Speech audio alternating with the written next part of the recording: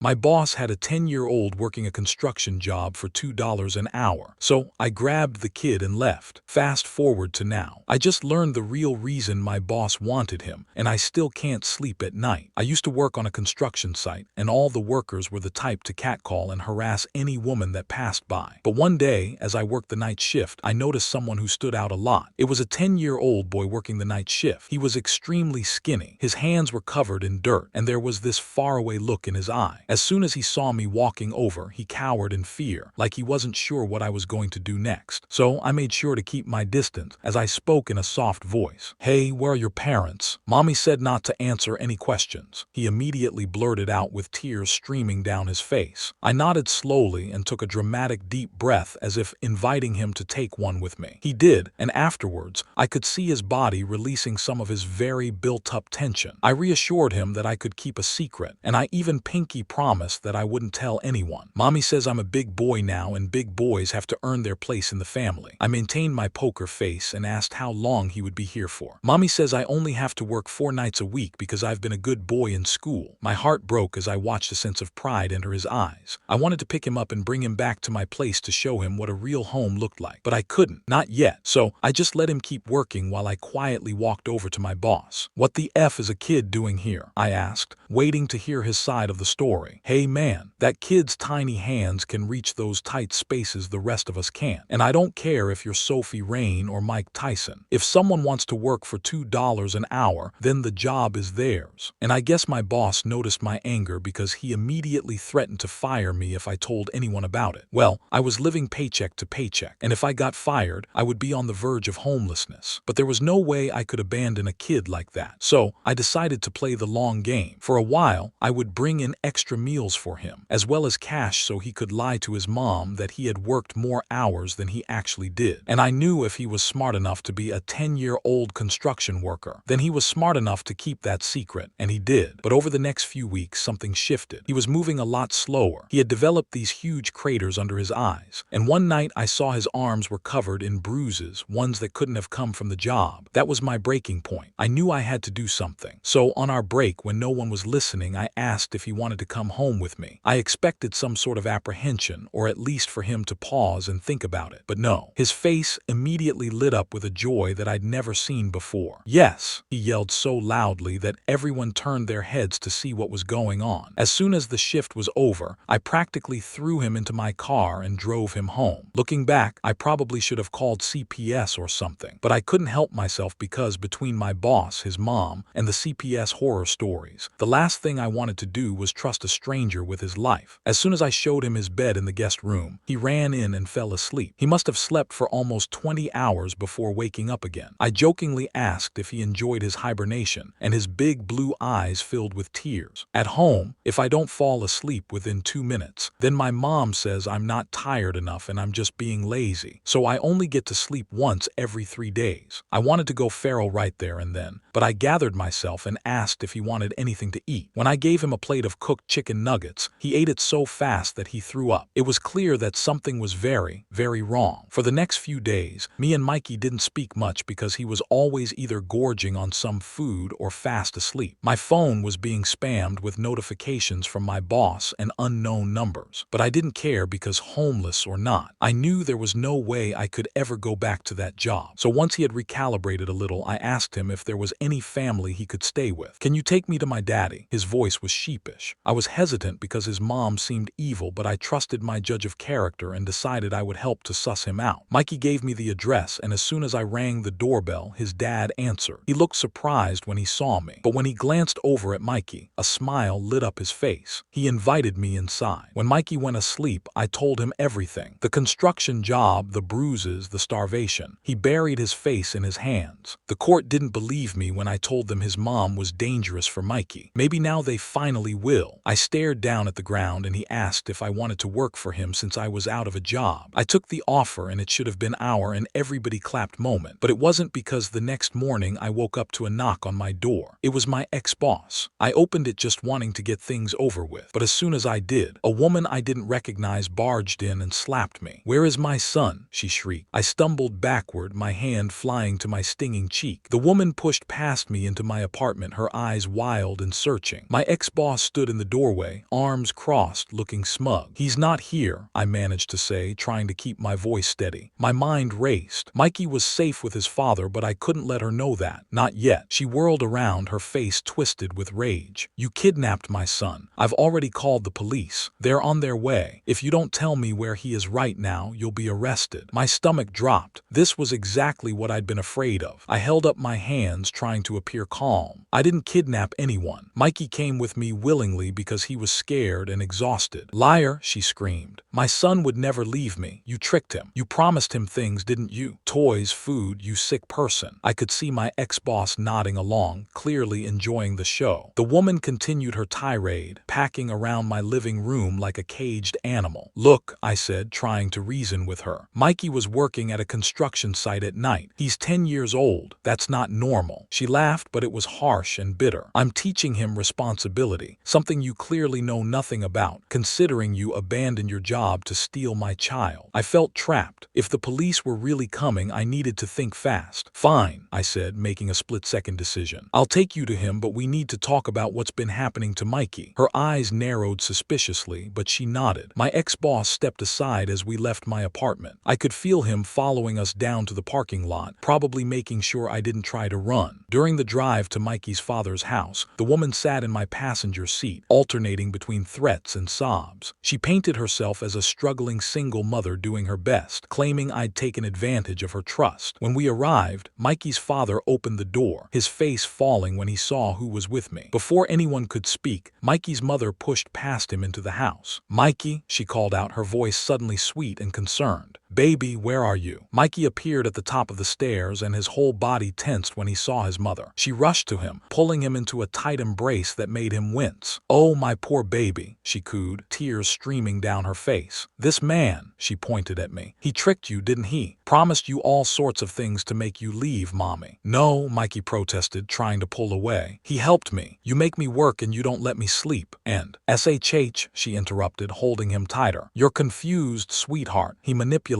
you." By now, the commotion had attracted attention. A few neighbors had stepped out of their houses, watching the scene unfold. Mikey's mother seemed to notice this and played it up even more. "Thank God I found him," she said loudly, addressing the growing audience. "This man took my son from his workplace where he was doing a school project. He lured him with promises of food and toys." I saw the neighbors exchanging glances, and I could see doubt creeping into their expressions as they looked at me. One woman pulled out her phone, and I had a sinking feeling she was either calling the police or recording. "That's not true," I said, but my voice sounded weak, even to my own ears. "Mikey was being abused. He was working construction at night. Look at him. He's malnourished and exhausted." Mikey's mother gasped dramatically. "How dare you accuse me of abuse? I'm a single mother doing everything I can to provide for my child. You're just trying to cover up your sick intentions." Mikey's father finally found his voice. "Now wait a minute, Victoria. We both know." "Don't you start, Nathan," she snapped. "You lost custody for a reason, and now you're harboring a kidnapper." The situation was spiraling out of control. More neighbors had gathered, and I could hear sirens in the distance. Mikey was crying now, still trying to tell the truth, but his mother kept shushing him, telling everyone he was traumatized and confused. When the police arrived, Victoria immediately ran to them, sobbing about her stolen son. I tried to explain, but with no evidence and a crowd of suspicious neighbors, it didn't look good for me. The officers separated us for questioning. I told them everything: the construction site, the bruises, the sleep deprivation. But without proof, it was my word against hers, and she was Mikey's mother. In the end, the police let me go with a warning, but Victoria filed a restraining order against me. I wasn't allowed within 500 ft of Mikey or his father's house. She'd effectively cut me off from helping either of them. The next few days were a nightmare. Victoria had taken to social media, posting dramatic stories about how a dangerous man had tried to steal her son. She didn't use my name, but enough details were there that people in our community figured it out. My phone buzzed constantly with messages, some from concerned friends asking if the stories were true, others from people I barely knew, calling me horrible names. My landlord even called, saying he'd received concerning reports about me. I lost the job Nathan had offered me before I even started. He texted me apologizing, saying Victoria was watching his every move now and he couldn't risk giving her more ammunition. I felt completely alone. Every time I went to the grocery store, I felt